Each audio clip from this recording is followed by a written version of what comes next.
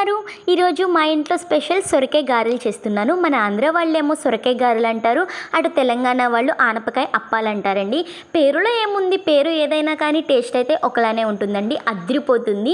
Evening స్నాక్స్గా తినొచ్చు, morning టిఫిన్గా తినొచ్చు, ఎలాగైనా తినొచ్చు అండి. మన సొరకాయ ఎంత హెల్త్ బెనిఫిట్సో మీరు గూగుల్ సెర్చ్ చేయండి, టేస్ట్ చాలా బాగుండిద్దండి. ఇది డెఫినెట్గా మీ ఇంట్లో ట్రై చేయాల్సిందే. ఒక్కసారి తిన్నారంటే ఇంకా అసలు వదిలిపెట్టరు. చాలా చాలా బాగుండిద్ది. ఎలా చేసుకోవాలంటే ప్రాసెస్లోకి వెళ్ళిపోదాము.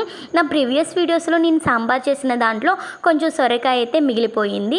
ఆ హాఫ్ సొరకాయనే ఇలా సొరకాయ గారెలు చేస్తున్నాను. నేను ఏ గిన్నెలో అయితే వేసుకున్నానో అదే క్వాంటిటీతో బియ్యం పిండి కూడా వేసేసుకొని మిక్స్ చేసుకోండి. ఇలా కొంచెం కొత్తిమీర, ఆనియన్స్ కట్ చేసి పెట్టుకున్న వాటిని కూడా వీటిల్లో వేసేసుకొని, అలాగే టేస్ట్కి తగిన సాల్ట్ అండ్ కొంచెం పసుపు, జీలకర్ర ఇవి కూడా వేసుకొని బాగా మిక్స్ చేసుకోండి. దానికంటే ముందుగా మనం ఒక 1 అవర్ సోక్ చేసి పెట్టుకున్న పచ్చెనగపప్పు కూడా కొంచెం ఇలా పక్కకు తీసుకొని, అలాగే దాంట్లో అల్లం వెల్లుల్లి పేస్ట్, పచ్చిమిర్చి ఇవన్నీ వేసేసి కొంచెం బరకగా నేను ఎలా చూపిస్తున్నానో అలా దీనిలో వేసేసుకొని, అలాగే కొంచెం నానపెట్టుకున్న పచ్చెనగపప్పు కూడా దీనిలో యాడ్ చేసి మిక్స్ చేసేసుకోండి. ఇలా మనం మిక్స్ చేసుకొని పక్కన పెట్టుకున్నాక మనం ఎలా గారెలు వేసుకుంటామో సేమ్ అలానే, కాకపోతే వాటర్ తడుపుకుంటాము హ్యాండ్కి, కానీ దీనికి మాత్రం ఆయిల్ తడుపుకోవాలి.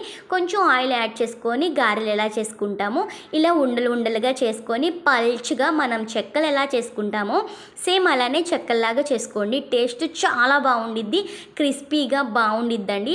దీనికి ఏ చట్నీ కూడా చేసుకోవాల్సిన అవసరం లేదు. ఇన్ కేస్ మీకు చట్నీ లేనిదే మీకు ఏం తినబుద్ధి కాదు అనుకుంటే మీరు చట్నీ కూడా చేసుకోవచ్చు. మేమైతే ఉట్టుగానే తిన్నామండి.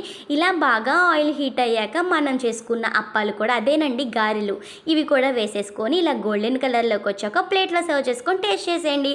వీడియో నచ్చితే సబ్స్క్రైబ్ చేసుకోవచ్చు కదా.